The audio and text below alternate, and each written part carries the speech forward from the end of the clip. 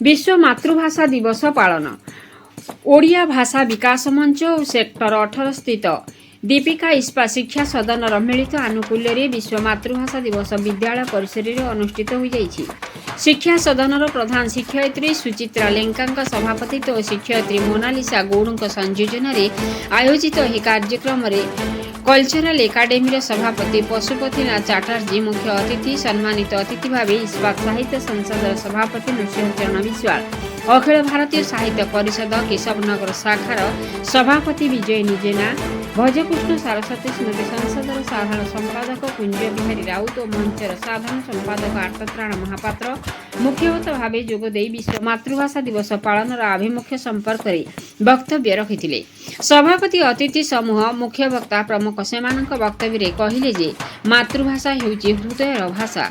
भाषा बिना कला साहित्य संस्कृति मूल्यहीन। प्रत्येक जाति तार भाषा और साहित्य को नहीं गर्वित। मातृभाषा माध्यम जड़े व्यक्ति अति सुंदर भाव में हृदयर भाव को व्यक्त करें। भाषार मर्यादा भाषार विविधता और सांस्कृतिक एकता को सम्मान जणाइवाई प्रति वर्ष फेब्रुआरी 21 तारिख को सारा विश्व में विश्व मातृभाषा दिवस पालन कराए।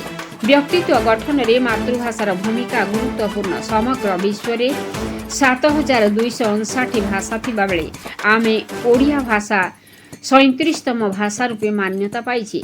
निज भाषा को भल पाओ मात्र अन्य जाति धर्म भाषा को सम्मान देवा सह आम ओडिया भाषा को सबु स्तर में व्यवहार करने मत रखिते।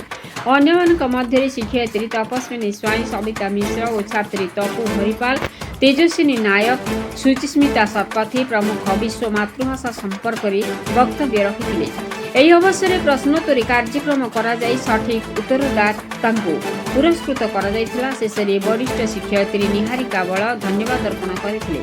यह कार्यक्रम परिचालन में शिक्षा सदन शिक्षयित्री शिक्षक सर्वश्री शिवस सामल कृति दीपा साहू ममता मतगज सिंह मीनाक्षी दास प्रियंका महारणा प्रणीता महांती संदीप पाढ़ी नोभालीना साहू नीलिमा महापात्र प्रभावती दंडिया ज्योत्ना दास शुभलता बेहेरा ज्योत्नामयी पुहाण रत्नमंजरी रथ तापसी चक्रवर्ती ज्ञानेश्वरी पंडा लक्ष्मीप्रिया नायक प्रमुख तथा अंजलि पात्र जयंती दीक्षित और सुप्रिय पटनायक प्रमुख उपस्थित रही सहयोग करते। राउरकेला कुंज बिहारी राउत रिपोर्ट मसीहा न्यूज। समस्तंकर मातृस्तन्य तुल्य मातृभाषा गोटे कमला शिशु को बंचेवा कौन दरकार हुए आम समस्त जानूँ। नवजातक से जन्म है संगे संगे से केउ खाद्य खाऊँ ठीक मातृभाषा समस्त आवश्यक। से ओडिया हो पारे से बंगाली हो पारे तेलुगु हो पारे तमिल हो पारे निज निज मातृभाषा को भल पाइबा एवं दुईटी कथा केवल मातृभाषा को भल पाई मु खाली ओडिया ओडिया हेले भी हेब नाही। एई दिवसर आउ गोटे तात्पर्य हेउछि अन्य मो भाषा को जेते भल पाइबी सेते अधिक अन्य भाषा को सम्मान करिबी। मो भाषा को नहीं मु बंची पारे किंतु जेतबेले समाज पाद थापिबी सेतबेले हुए तो मोर कम्युनिकेशन लैंग्वेज मोर जोगाजोगर लैंग्वेज अन्य सहित भाव विनिमय भाषा अन्य भाषा ही पारे। भाषा ओडिया ए मातृभाषा ओडिया कथा बहुत आलोचना होछि। गोटे जगह देखली जे ओडिया महाभारत जो लिखिले सारला दास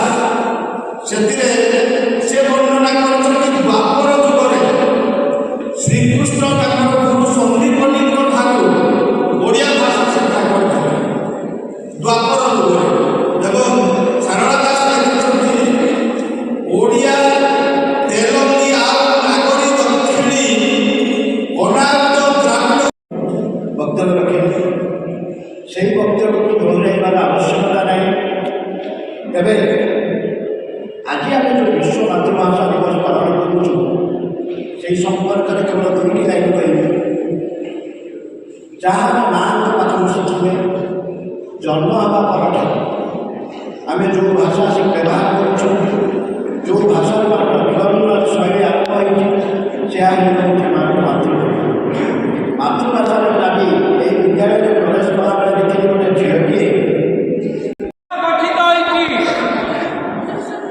ভাষাକୁ ନେଇ ଦେଶ। ସେ ଦେଶ ନାଁ କ'ଣ ପିଲା କିଏ କହିପାରିବ?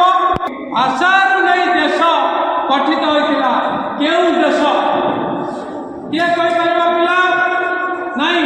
ମୁଖ୍ୟମନ୍ତ୍ରୀଙ୍କୁ ମୋର ଅନୁରୋଧ, କେହି କହିପାରିବେ? ମୁଁ କହୁଛି ଶୁଣ, ସେଟା ହେଉଛି ବାଂଲାଦେଶ।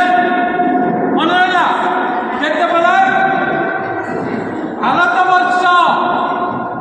ଭାରତବର୍ଷ ବିଭାଜନ ହେଲା, ଭାରତ ଆଉ ପାକିସ୍ତାନ ହେଲା ପରେ 1947 ମସିହାରେ ଯେତେବେଳେ ହେଲା, ସେତେବେଳେ ବଙ୍ଗଳାଦେଶ ପାକିସ୍ତାନରେ ରହିଲା। ପାକିସ୍ତାନରେ ରହିଲା ପରେ ପାକିସ୍ତାନର ସରକାରୀ ଭାଷା ହେଉଛି ଉର୍ଦ୍ଦୁ ଭାଷା। ତେଣୁ ଉର୍ଦ୍ଦୁ ଭାଷାକୁ ସେମାନେ ବାଂଲାଦେଶ ଉପରେ ଲଦି ଦେଲେ।